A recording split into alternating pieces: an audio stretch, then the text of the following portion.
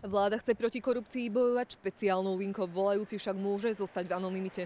Zisťovali sme, koľko ľudí možnosť nepredstaviť sa využilo, na podiv ich nebolo veľa. 10% z tých podozrení je uvedených anonymne. Tiež nás zaujímalo, či sa nevyskytujú útoky z osobných dôvodov. Vyzerá to však tak, že väčšina verejnosti zmysel tejto linky chápe. Podozrenia, ktoré boli oznámené, sa pravdepodobne zakladajú na skutočných podozreniach.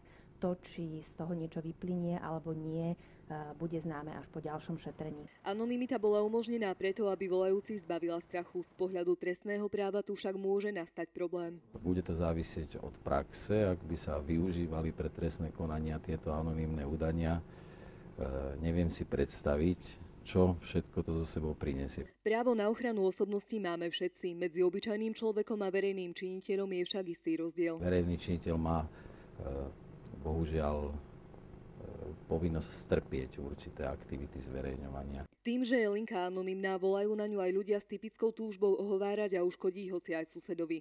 Úradníci si tak vypočujú aj spory, ktoré nemôžu a nebudú riešiť. Človek uvádzal, že jeho sused je práce neschopný a asi musel skorumpovať lekára, lebo kope záhradku. Volajúci na antikorupčnú linku nič nestratí. Jediné, čo musí, je zaplatiť za telefonát.